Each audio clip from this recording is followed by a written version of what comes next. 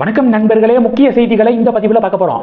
CM Vijay PM மோடியை நேற்று சந்திச்சிருந்தார்ல, இந்த சந்திப்பின் போது 3 கோரிக்கைகள், ஒரு நன்றி. இதை பிஎம் கிட்ட சிஎம் தெரிவிச்சிருக்காராம். 3 கோரிக்கை என்ன? மீனவர்கள் சம்பந்தப்பட்ட கோரிக்கை, இலங்கையில் சிறையில் இருக்கக்கூடிய தமிழக மீனவர்களை மீட்கணும் அப்படிங்கிற கோரிக்கை, அவர்களுடைய படகுகளை சேர்த்து மீட்டு கொண்டு வரணும் அப்படிங்கிற கோரிக்கை. 2வது, அரசு நிகழ்ச்சிகளில் தமிழ்தாய் வாழ்த்து பாடல் ஃபஸ்ட் இசைக்கப்படணும். பதவியேற்பு விழாவில் வந்தே மாதரம், தேசிய கீதம், அடுத்து தமிழ்தாய் வாழ்த்து பாடல் இசைக்கப்பட்டுச்சுல இந்த ஆர்டரில், இதை மாற்றணும். தமிழ்தாய் வாழ்த்து பாடல் ஃபஸ்ட்டு இருக்கணும். ஹோம் மினிஸ்ட்ரி கிட்ட சொல்லுங்கள் அப்படின்னு கோரிக்கையை முன் வச்சிருக்காரு. என்னையை பொறுத்த வரைக்கும் நாடு தான் ஃபஸ்ட்டு, அடுத்து தான் மாநிலம். வந்தே மாதரம், தேசிய கீதம், தமிழ்தாய் வாழ்த்து பாடல், இந்த ஆர்டர் என்னையை பொறுத்த வரைக்கும் கரெக்டு. ஏன்னா மாநிலங்கள்லாம் சேர்ந்தது தான் நாடு அப்படின்னு இல்லை. நிர்வாக வசதிக்காக நம்ம நாடு பல மாநிலங்களை பிரிச்சுக்குச்சு. அதனால் இந்த ஆர்டர் தான் என்னையை பொறுத்த வரைக்கும் சரி. உங்களுடைய ஆப்ஷனை நீங்கள் கமெண்ட் பண்ணுங்கள். ஆக மொத்தம் சிஎம் பிஎம் கிட்ட இதை ஒரு கோரிக்கையாக முன் வச்சிருக்காரு. 3வது, மேகதாதுல அணை கட்டக்கூடாது அப்படின்னு கர்நாடக கவர்மெண்ட் கிட்ட சொல்லுங்க அப்படின்னு இதை கோரிக்கைகளாக முன் வச்சிருக்காரு. இது 3 கோரிக்கைகள். ஆனைமலை செப்பேடுகளை நெதர்லாந்திலிருந்து மீட்டு கொண்டு வந்தார்ல மோடி, அதற்காக தமிழக மக்கள் சார்பாக நன்றி தெரிவிச்சிருக்காரு சிஎம். இதெல்லாம் நேற்று மோடியுடனான சந்திப்பின் போது நடந்தது. ஹோம் மினிஸ்டரை சந்திக்க போறாரு அப்படின்னு நியூஸ் வந்துச்சு. தந்தி டிவி வாங்கின காசுக்கு மேலே கூவுறாண்டா அப்படிங்கிற மாதிரி என்ன தலைப்பு கொடுத்துருந்தாங்க தெரியுமா? அமித்ஷாவை சந்திக்க நேரம் ஒதுக்கிய சிஎம் விஜய் அப்படின்னு சொல்லிட்டு தலைப்பு கொடுத்துருந்தாங்க. கமெண்ட் செக்ஷனில் பொதுமக்கள் போட்டு அடித்த அடியில் மாற்றிக்கிட்டாங்க. சிஎம் விஜயை சந்திக்க நேரம் ஒதுக்கிய அமித்ஷா அப்படிங்கிற மாதிரி தலைப்பை மாற்றிக்கிட்டாங்க. ஆனால் சந்திப்பு நடக்கலைங்க. ஏற்கனவே ஷெட்யூல் பண்ணியிருந்த ப்ரோக்ராம் இருந்ததுனால சிஎம் விஜய்க்கு நேரம் ஒதுக்கலை ஹோம் மினிஸ்டர் அமித்ஷா. கேரளாவுடைய முதல்வர் சதீஷன் இருக்கார்ல, அவர் ஹோம் மினிஸ்டரை சந்திக்க முன்னாடியே நேரம் கேட்டதுனால அவருக்கு டைம் கொடுக்கப்பட்டிருந்துச்சு. ஃபினான்ஸ் மினிஸ்டர் நிர்மலா சீதாராமன் அவர்களை சிஎம் விஜய் சந்திச்சிருக்காரு. தமிழக நிதி சார்ந்து சில ஆலோசனைகள் நடந்திருக்கு. சோனியா காந்தி, ராகுல் காந்தியை சிஎம் விஜய் சந்திப்பார் அப்படின்னு தமிழக காங்கிரஸ் ஃபயர் விட்டுக்கு இருந்தாங்க. ஆனால் இப்போ வரைக்கும் நான் வீடியோ ரெக்கார்ட் பண்ணுற இந்த நேரம் வரைக்கும் ராகுல் காந்தியையும் சோனியா காந்தியையும் சிஎம் விஜய் சந்திக்கலை அப்படிங்கிறத பார்க்குறோம். இனிமேல் சந்திக்க போகிறாரான்னு தெரியலை. ஆனால் மீடியாக்கள் மேக்சிமம் என்ன சொல்கிறாங்கன்னா, ராகுல் சோனியா அவர்களை சந்திக்க போகிறதில்ல சிஎம், சென்னை திரும்ப போகிறாரு அப்படின்னு தலைப்பு செய்திகள் வெளியிடுறாங்க. இதில் தமிழக காங்கிரஸ் சோகத்தில் உட்காந்துருக்காங்க.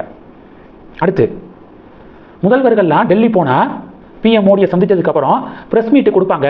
நேற்று சிஎம் விஜய் செய்தியாளர் சந்திப்பு கொடுக்கல அப்படின்னு சில பேர் பதிவுகள் போடுறாங்க.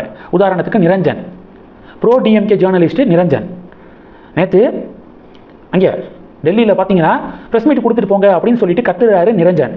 டிவிக்காரங்க கொந்தளிக்கிறாங்க. எம்கே ஸ்டாலின் முதல்வராக இருந்தப்ப அவர் ப்ரெஸ் மீட் கொடுத்தாருன்னு சொல்கிறீங்க. அவர் கொடுத்த ப்ரெஸ் மீட் எப்படி இருந்துச்சு? என்ன கேள்வி கேட்கணுமோ அதை முன்னாடியே கொடுத்துருவாங்க.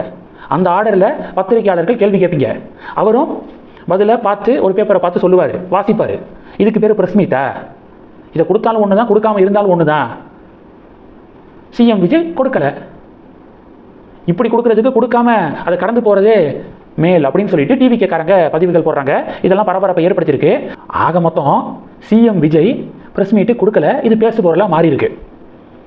அடுத்து அண்ணாமலை பற்றிய செய்திக்கு வரலாம். அண்ணாமலை அவர்கள் மிக முக்கியமான ஒரு பிரச்சனைக்கு குரல் கொடுத்துருக்காரு. யாருமே அதை பற்றி பேசக்கூட இல்லை. தமிழக அரசியல் தலைவர்கள்லேயே அண்ணாமலை மட்டும்தான் அவ்வளவு பெரிய இஷ்யூங்க. அது அதை எடுத்து பேசியிருக்கிறது அண்ணாமலை மட்டும்தான். அதனால தான் மற்ற அரசியல்வாதிகள் மத்தியில் அண்ணாமலை மட்டும் தனியாக தெரிகிறாரு. என்ன பிரச்சனை தெரியுமா? கடந்த மார்ச் மாதம் முட்டைகளுடைய விலையெல்லாம் குறைஞ்சிச்சு. 3 ரூபா 70 பைசாவுக்கு முட்டைகளுடைய விலை சரிந்தபோது ஒப்பந்ததாரர்கள் என்ன பண்ணாங்கன்னா, ஸ்கூல்ஸுக்கு முட்டைகள் வழங்கக்கூடிய சப்ளை பண்ணக்கூடிய ஒப்பந்ததாரர்கள் என்ன பண்ணாங்கன்னா, 20 கோடிக்கும் அதிகமான முட்டைகளை மொத்தமாக வாங்கி, ஏன்னா விலை குறைஞ்சிருக்குல்ல, அந்த சமயத்தை பயன்படுத்தி மொத்தமாக வாங்கி குளிர் சாதன கிடங்கில் சேமித்து வைத்துள்ளார்கள் அப்படின்னு செய்தியை கேள்விப்படுறேன்னா, முட்டைகள்லாம் நீண்ட காலம் கெட்டு போகாமல் இருக்கும் பொருள்கள் அல்ல. என்னதான் குளிர் சாதன கிடங்களை வச்சிருந்தாலும் குறிப்பிட்ட காலத்துக்கு பிறகு முட்டைகள் கெட்டு தான் போகும். அதுபோக குளிர்சாதன கிடங்கில் சேமித்து வைத்த பிறகு அதை எடுத்து சப்ளை பண்ணுவாங்கள்ல, தொலைதூர கிராமங்களில் இருக்கக்கூடிய பள்ளிகளுக்கு அதை சப்ளை பண்ணும்போது டெஃபினட்டாக கொஞ்சம் கொஞ்சம் இருக்கிறது கூட கெட்டு போயிடும், மொத்தமாக கெட்டு போயிடும். அதை மாணவர்கள் சாப்பிடக்கூடிய நிலைமை வரும். இது மாணவர்களுடைய ஆரோக்கியம் சம்மந்தப்பட்ட விஷயம், ஹெல்த் சம்மந்தப்பட்ட விஷயம். அதனால் தமிழக அரசாங்கம் உடனடியாக சேமிப்பு கிடங்கில் இருக்கக்கூடிய முட்டைகளை பரிசோதனை பண்ணணும். குவாலிட்டியாக இருக்கா இல்லையா அப்படிங்கிறத செக் பண்ணி பிறகு பார்த்தீங்கன்னா ஸ்கூல்ஸ்க்கு அனுப்பணும் அப்படின்னு மிக முக்கியமான இஷ்யூவை அண்ணாமலை எடுத்து பேசியிருக்காரு. யாருமே பேசலை. சும்மா குறை சொல்லணும் அப்படிங்கிறதுக்காக அவர் எப்போதும் குறை சொல்கிறவர் கிடையாது. முக்கியமான இஷ்யூனா டெஃபினட்டாக பேசுவார், குரல் கொடுப்பார். அதுதான் அண்ணாமலையுடைய ஸ்பெஷாலிட்டி. அடுத்து என்ன பார்க்க போகிறோன்னா, பினராயி விஜயன் கேரளாவுடைய முன்னாள் முதல்வர் வீடு அவர் தொடர்புடைய இடங்களில் இடி நேற்று ரைடை நடத்தினாங்க. அதில் ஒரு சில இடங்கள்லாம் இடி உடைய அதிகாரிகள் போன வாகனம் இருக்குல்ல, அதை கம்யூனிஸ்ட் கட்சியை சேர்ந்தவர்கள் அடித்து நொறுக்கியிருக்காங்க. இப்படி தான் கடந்த திமுக ஆட்சியில் செந்தில் பாலாஜி தொடர்புடைய இடங்களில் வருமான வரித்துறை அதிகாரிகள் சோதனை செய்ய போகும்போது திமுக சப்போர்ட்டர்ஸ் இதே மாதிரி தான் வாகனங்களை அடித்து நொறுக்க பார்த்தாங்க. பிறகு என்னென்ன நடந்துச்சு, செந்தில் பாலாஜி எவ்வளவு காலங்கள் சிறையில் இருந்தார் அப்படிங்கிறதெல்லாம் நம்ம பார்த்தோம். அது மாதிரியான ஒரு சூழலை பினராயி விஜயனுக்கு உண்டாக்கிடுவாங்க போல கம்யூனிஸ்ட் கட்சியை சேர்ந்தவர்கள் அப்படின்னு பாஜக காரங்க பதிவுகள் போடுறாங்க. உங்கள்கிட்ட தப்பு இல்லைன்னா ஆய்வு செய்யட்டும், வழிவிடுங்க.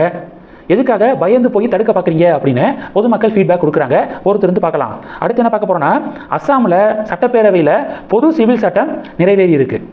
பொது சிவில் சட்டத்தை சட்டப்பேரவையில் நிறைவேற்றி அதை மாநிலத்தில் அமல்படுத்தக்கூடிய 3வது மாநிலமாக அஸ்ஸாம் மாறி இருக்கு.